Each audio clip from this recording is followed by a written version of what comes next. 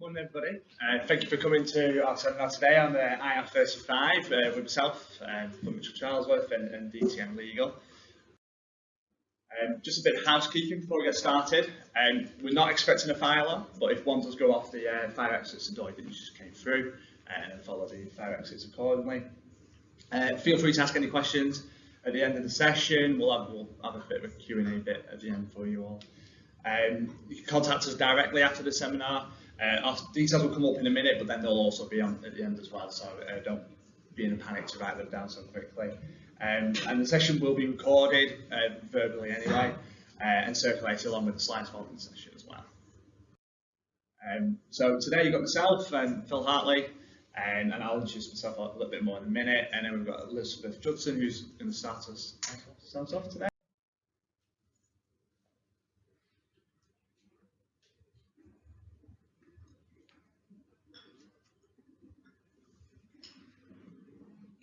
Hi everyone, thanks Phil. So my name is Elizabeth Judson. I'm a senior associate, as you can see, at DTM Legal. We're a full service law firm with offices in Liverpool and Chester. As an employment department, we have about 25 years experience between us, acting primarily for SMEs and the whole range of employment law services. So general day-to-day advisory such as redundancies, grievances, disciplinaries, performance management, sickness absence, GP transfers, that sort of thing, settlement agreements and employment tribunal claims, and also contractual documentation such as contracts of employment, employee handbooks and consultancy agreements, which brings me on nicely to this topic. So I mean, I'm assuming that you're all here because you have touched on this area in some way. For any of you who haven't been fortunate enough not to come across this tricky area, you might wonder what on earth employment law has to do with self-employed consultants. And that's because the true employment status of a consultant isn't necessarily that of self-employed, and I'm going to explain that a little bit more. So I'm going to talk specifically about the employment status of a consultant from an employment law perspective, and then I'll hand over to Phil, who will talk about IR35 more generally and also the tax status of a self-employed consultant. This is a really complex topic, I think, from both of our areas, so we can only really touch on it very, very briefly and simply today. You may end up with more questions at the end than you had at the beginning. So, I mean, I'll certainly stick around later if anyone wants to talk to me. But as Phil said, our contact details are on the slides, so just pick up the phone if you want any more information or any clarification at a later time. Okay, so just to give you some background and an overview of what I'm going to cover. So generally speaking, as I'm sure you're all aware, a consultant is a self-employed independent contractor. They're engaged to provide specific expertise for a certain project. They can offer skill and expertise that you can't find within the employed workforce. It might be for a time-limited project or just because it works better in some way to engage individuals on a self-employed consultancy basis. So it's more commercial and flexible than an employment relationship, and that's why its usage is common. And it's useful where there's a limited need for the skills and expertise that a consultant provides. So the use of consultants has come under increasing scrutiny, definitely not increasing certainty in recent years. And you might have seen the many cases that have been reported in the media recently from the employment law perspective. That's the Uber cases, so they mainly focus around taxi and delivery drivers, City Sprint, Deliveroo, and also to plumbers. There's a big Pimlico plumbers case, and that's been heavily reported in the media, and also more recently foster carers. So both the employment law and the tax status issues cause a problem for many businesses. To give you an example, the construction sector relies very heavily upon consultants, and in some cases they might not be genuinely self-employed for employment law or tax purposes. So many businesses have to either choose to move to an alternative way of working, which just doesn't work for their business and can lead to claims in its own right by making that change, or take the risk of, potential liability and fines. So an organisation needs to carry out a status determination when engaging consultants or in relation to existing consultants. So I'm going to talk a little bit about the interaction between the status of a consultant for employment law and tax purposes, and specifically what's taken into account when determining employment status for employment law purposes. So the tests for both the employment law and tax perspective are quite similar, but they're not the same, and this causes a lot of confusion. So the Office of Tax Simplification carried out a review in 2015 into the divide between employment and self-employment for tax and non-tax related reasons. It acknowledged the difficulties and recommended further work, but nothing was done about it at that stage. And more recently, the Good Work Plan has made recommendations that the two tests be brought into line with each other, but it remains to be seen whether any changes will be implemented. The Good Work Plan was developed a couple of years before the pandemic, so it's possible that that's just sat in the pipeline waiting to be dealt with, but we'll see. And there are risks from an employment law perspective of engaging consultants who are not genuinely self-employed, so I'll finish off by talking about those risks. Okay, so just very briefly, because you're probably all familiar with this anyway, there are two sort of distinct types of consultancy arrangements. So the classic form is a self-employed arrangement between an individual consultant and the client, the business who requires the services. And the arrangement assumes that the consultant is generally self-employed. They're in business on their own account and they're not an employee of the client. This can have, particularly for the consultant, it can have tax implications. So for that reason, it became increasingly common for clients to engage individuals by service companies. They're also known as a vehicle company or an umbrella company. And this can have advantages for the individuals working under the arrangement, so they're attractive. They can limit liability for the individuals, and they can also have tax advantages, so payment can be made by way of dividends, for example. So it used to be considered that if an individual was performing services under a service company, that they were deemed to be genuinely self-employed. And it's the use of service companies that's come under increasing scrutiny from both HMRC and also from the employment tribunals and the higher courts. And in both of these cases, the individual can be found to not be genuinely self-employed under some circumstances, which I'll come on to cover, and that's irrespective of the existence of a service company. So our advice when I qualified 13 years ago, the advice was generally use a service company. That's the way to make sure you're genuinely self-employed, and we would advise businesses to only engage consultants by way of a service company. But obviously, employment tribunals and HM Revenue and Customs have cottoned on to this, and they're trying to crack down on that, or crack down on the avoidance of legislation and rights through that. Okay, so as I mentioned, the employment status for employment law and tax purposes are not exactly the same, but they are similar, and it's possible for an individual to have employment status for tax purposes, but not for employment law purposes. And that's because from a tax perspective, there are only two categories, there's that of employed and that of self-employed.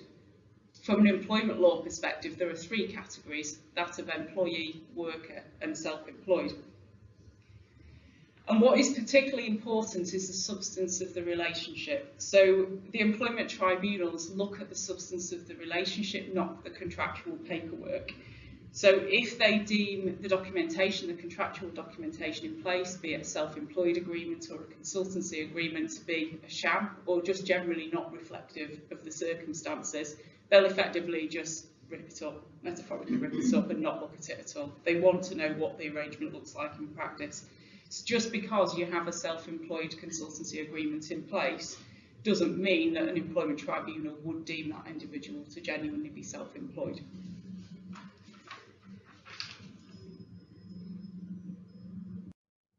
Okay. So just to come on to talk about the employment law test in a little bit more detail. So from an employment law perspective, there are a number of criteria that have emerged which are traditionally considered when determining whether somebody is an employee or not. And these factors do apply for both employment law purposes and tax purposes, but the weight applied to them is different. So as I said, I will be focusing on the employment law tests, and then you'll see when Phil talks about the tax test that there is a lot of overlap, but some quite key differences as well in terms of the way that's applied. So neither employment or tax status is determinative of the other, but HM Revenue Customs and the employment tribunals will take into account the decision of the other when making a determination. So in employment law terms, there are 3 fundamental conditions that must be met for an employment contract to be in existence, and this is referred to as something called the irreducible minimum, and that's personal service, control and other factors. So personal service means that the individual must provide their own skill and work in return for pay. There must be a sufficient degree of control over the individual by the client or the company. So that might include things such as the extent to which the individual is managed by the organisation, whether they're subject to internal policies and procedures such as disciplinary and grievance procedures, whether the individual is subject to restrictions on their outside activities, so what they can do alongside their engagement with the company, and are they restricted from working as a competitor or with competitors for a period of time after the engagement has terminated. And it could include factors such as whether they have an internal email address or an internal office within the business, and the length of notice period to terminate the engagement either way.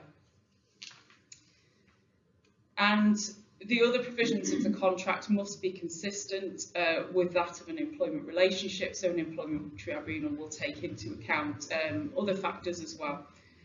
And I've highlighted personal service and substitution rights because this is very key from the perspective of determining whether somebody is self-employed. So only in extremely limited and exceptional circumstances would an employee be an employee is required to provide personal services, but it would be consistent with self-employed status for them to be able to substitute. So by substitution, I mean they can send somebody else along to carry out the work in their place. So if they get offered a piece of work, they can say, we'll take it on, but I'm not going to do it. This person's going to do it on my behalf. And if that's absolutely fine and not an issue with the client or the organisation, that individual is likely to genuinely be self-employed.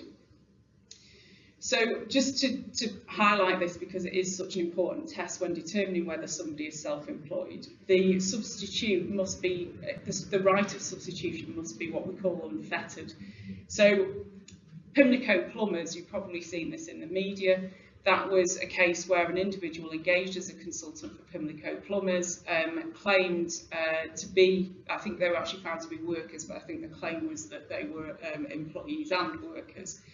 And in that case, Pimlico Plumbers said, no, they are self-employed because they can send another person along to carry out the piece of work. Now, the courts found that whilst that was correct, the person that they were sending along in their place had to be approved by Pimlico Plumbers. So the rights to substitute was not unfettered, and therefore the plumbers were workers and not genuinely self-employed. There were other factors taken into account, but from a self-employed status perspective, that was pretty key.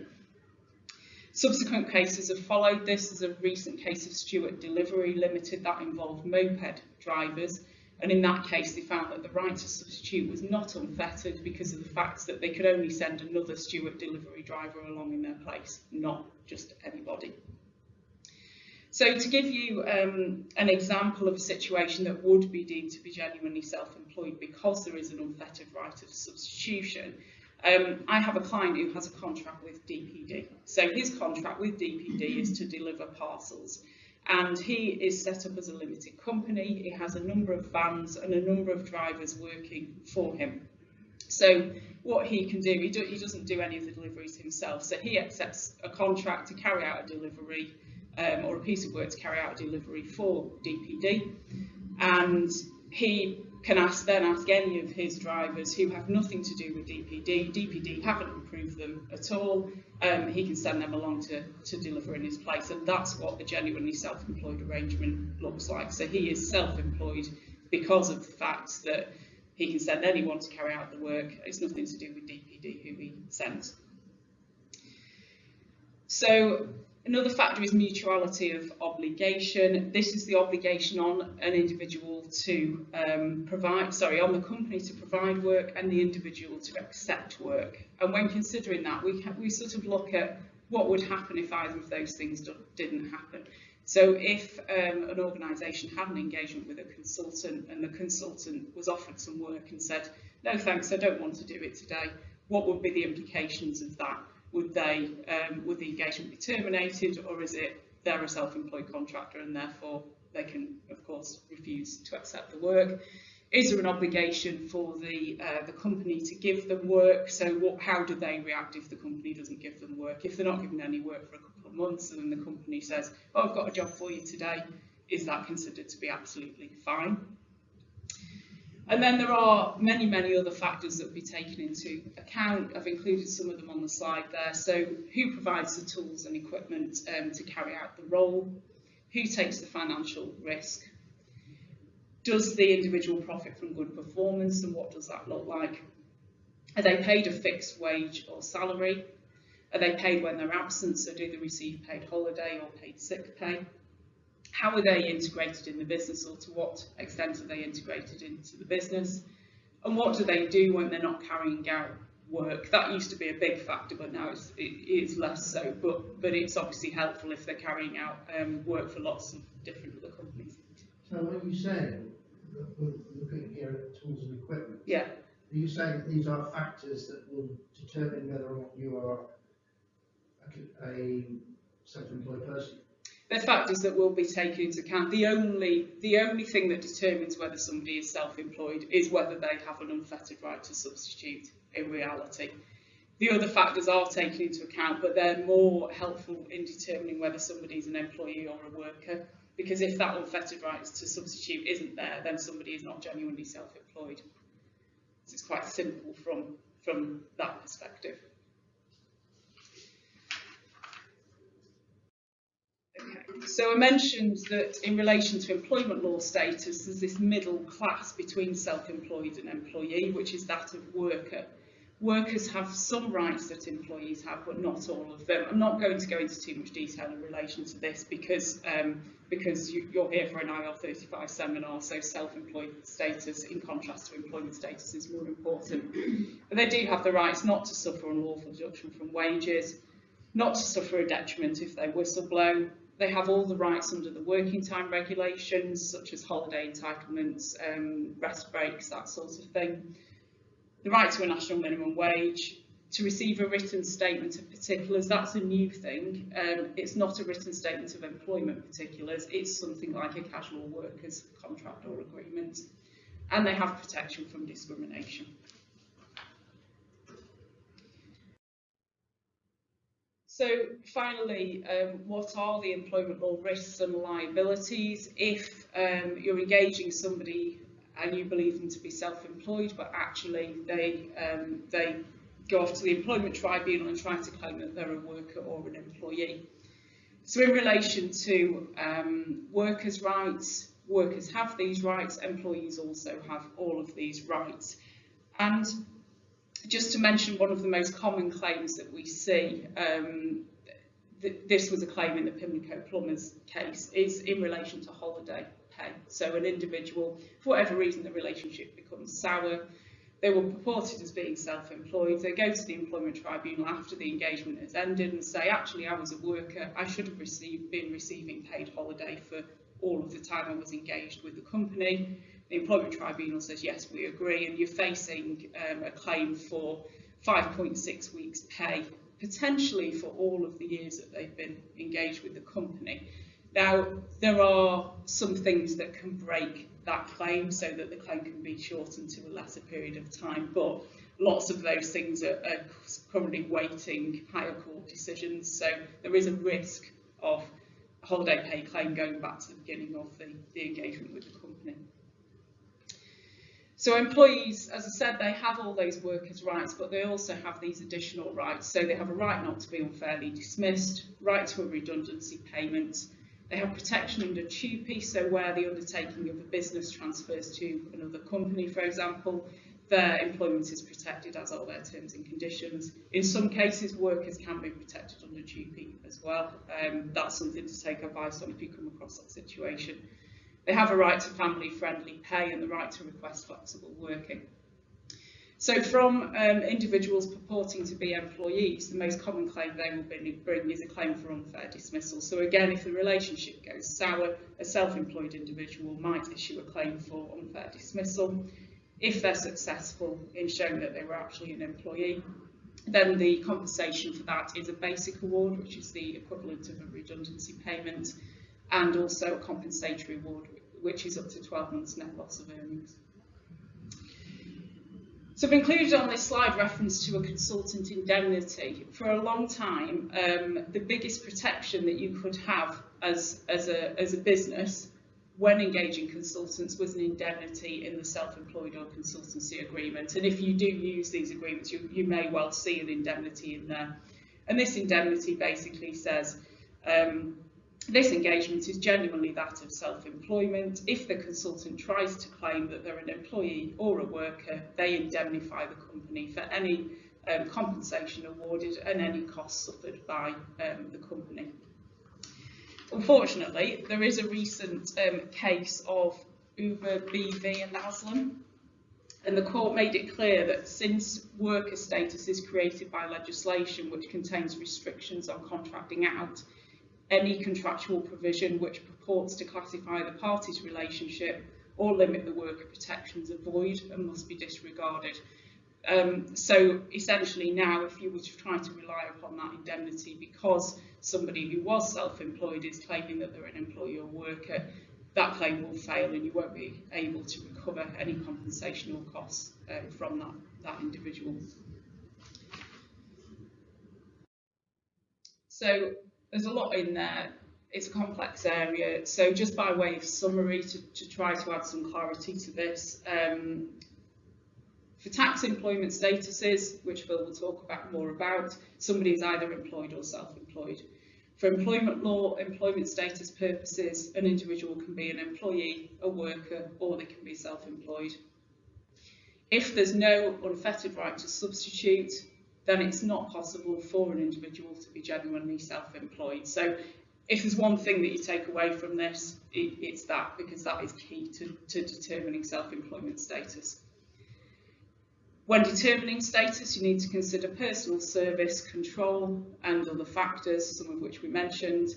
And I've already mentioned that there are potential employment law risks and liabilities associated with this if it goes wrong for any reason. So we'll take questions at the end, because it may be that we'll make a decision between us about who's going to answer the question depending on what it is. So thank you all. I'll hand you. Yeah, so just a little bit about myself. I'm one of the directors of tax at Mitchell Charlesworth. I've got over 10 years experience working within the field of tax, predominantly in the corporation tax area, corporate working with businesses, group restructuring, R&D tax relief, and obviously this area as well, IR35, and providing tax advice to various companies of different size, from one-man bands all the way through to multinational businesses. Mitchell Charles as a firm, we've got 4 offices across the northwest, so we've got one in Liverpool just down the road, Chester, Manchester and Widnes. We provide a full range of services, from, as you can see from the list over here, from just your basic compliance work right through to insurance services, wealth management. We consider ourselves a one-stop shop for services to businesses. We have got a varying area of expertise, I say tax being quite a strong expertise area for ourselves. And our philosophy is we're more than just accountants. We're not here just to prepare your books and records and move you on to the next year. We're here to provide as much advice as you need throughout the whole year. So I'm going to talk about a bit more on the tax side of things from IR35. initially increased scrutiny from HMRC and a bit of an overview as to what that scrutiny is and what's coming out of some of the case laws and what we can learn from those cases. And that has then led on to what is becoming more fundamental with some of the tests from an IR35 tax perspective. And I'll talk through those tests in a little bit more detail as well.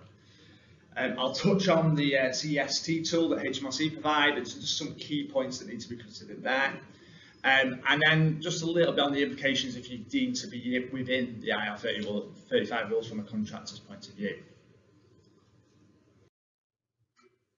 So HMRC, there's quite a few high profile cases going through the courts at the minute in relation to IR35, some with success, some with failure.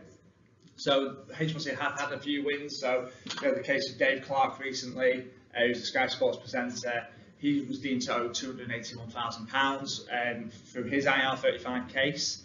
We have Eamon Holmes reportedly owes up to 250 grand from his IR35 case, but that could be moving on to a higher tribunal. And we've got Krista Ackroyd, who was deemed to owe 420,000 from her HMRC case. So some quite high profile wins, some very high profile defeats as well. So we've got Lorraine Kelly, who obviously Lorraine Kelly's show on ITV. She reportedly has managed to survive having to pay a £1.2 million liability in relation to IR35. We have Kay Adams, BBC presenter. She won her case as well, and Paul Hawksby, who's a radio show host, he won their case as well. But HMRC aren't stopping there.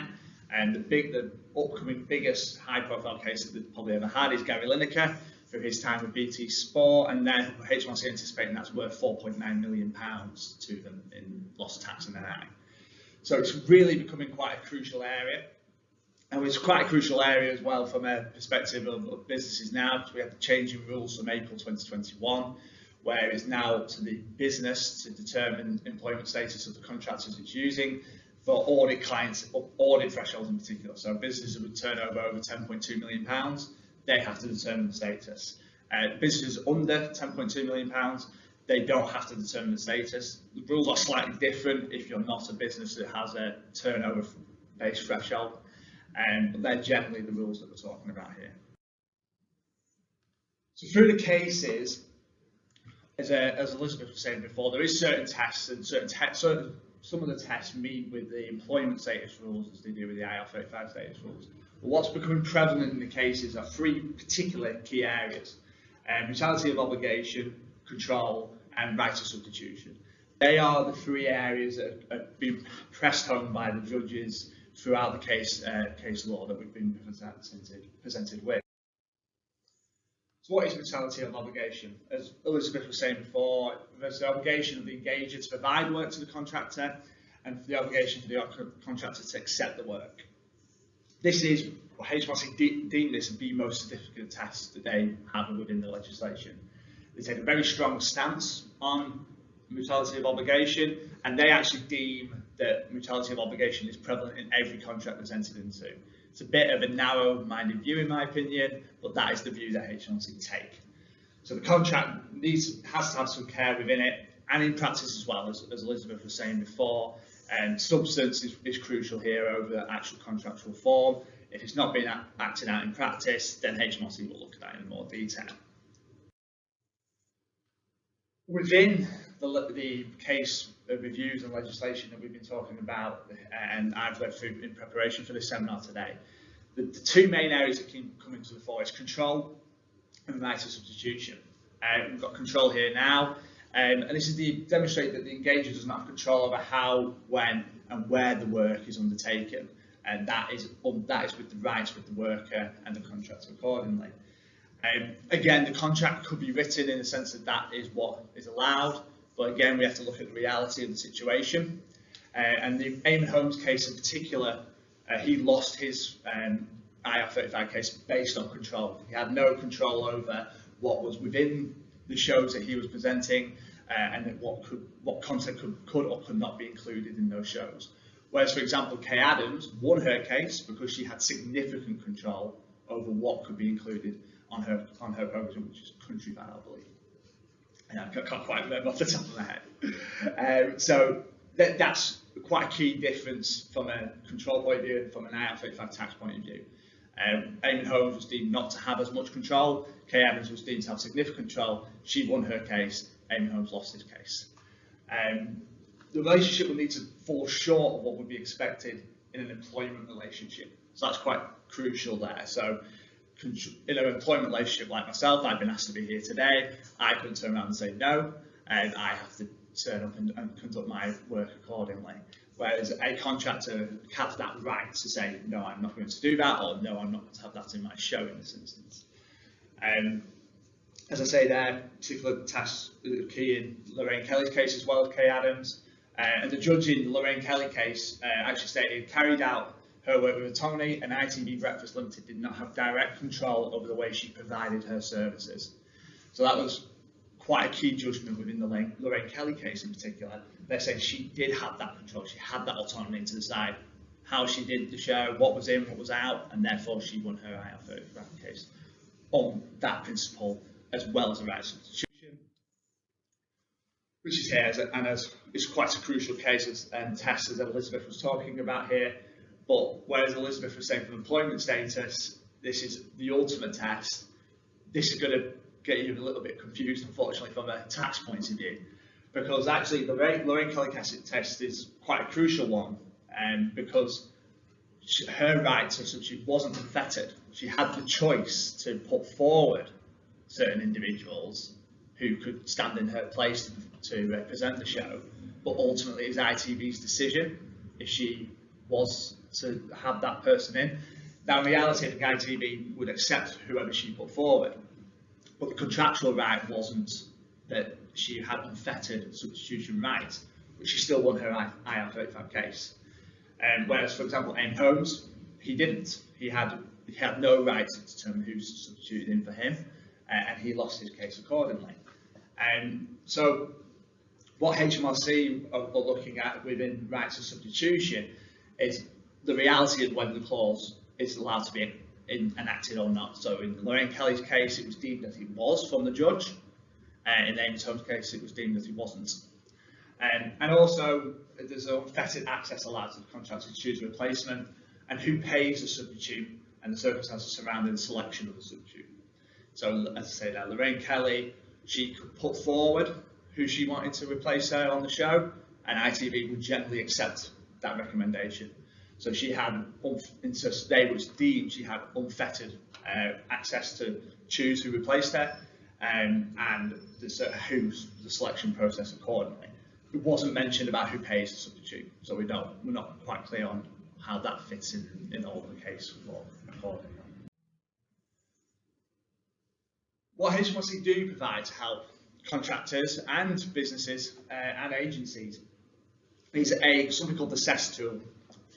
So this is a tool that HMRC provide that's on a no obligation. You don't have to put in any specific details about who's using the test, but it does provide you with preset questions, specific preset questions, depending on how you answer the test as you go along, and will provide you with a determination of a status that can be used as evidence to support both the hirers, the agencies, or the workers' position on if a certain individual is deemed to be within or not in the IR35 rules.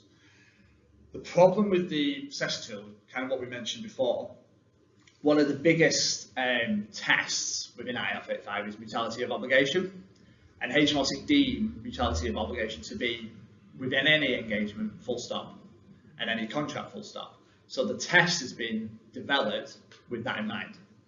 So it's not necessarily the case that if you do the test, that is a case of, well, you're in because it says I'm in, because actually their view on mutuality of obligation is disputed.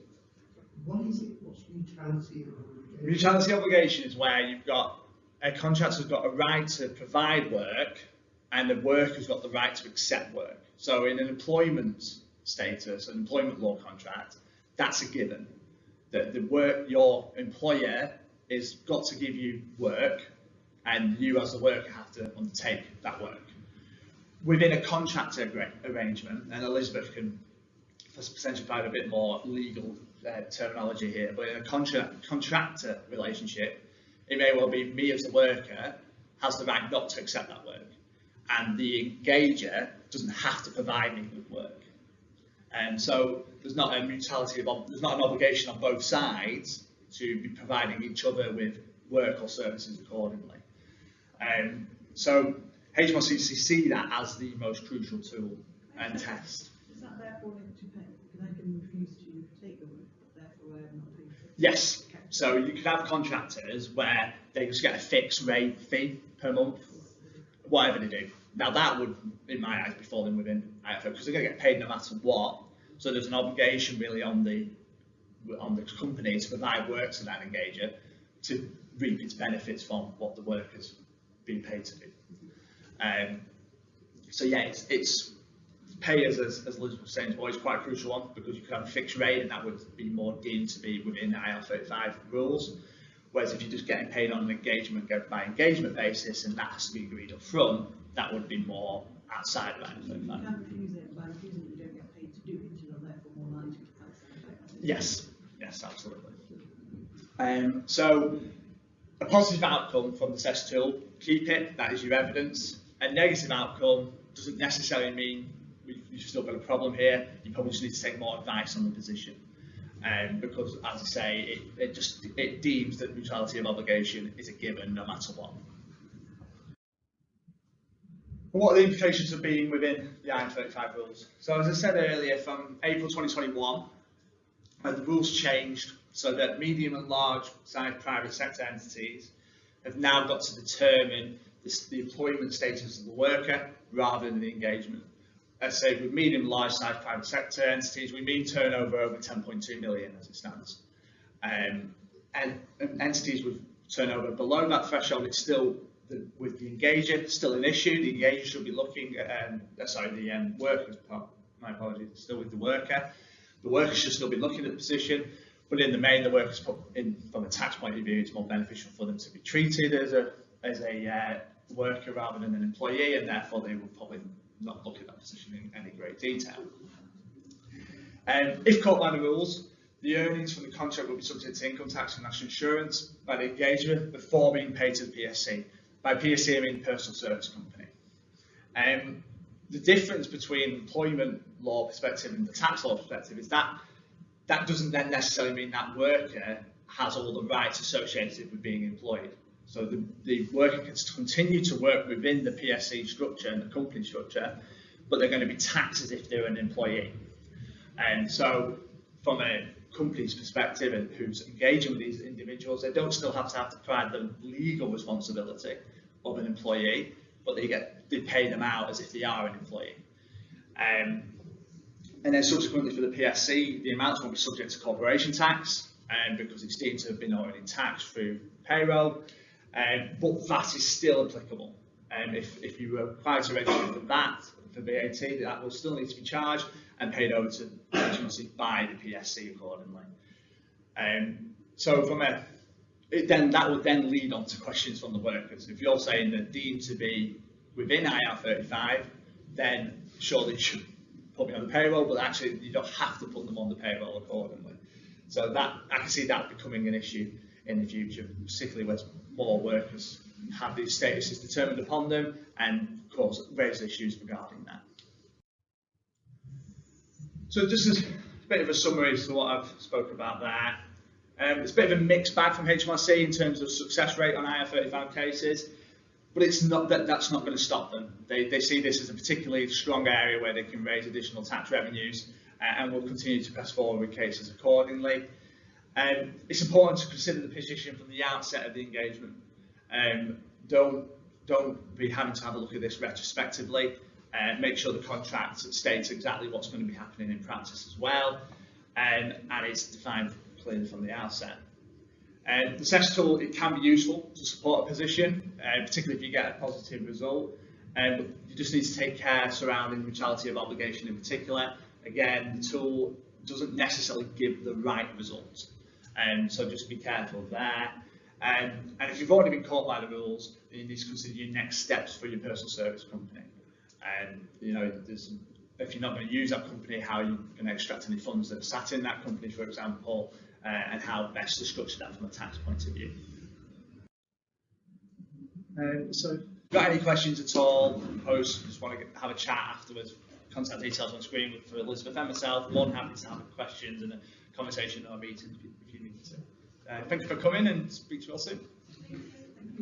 Thanks for the questions, because I think they give so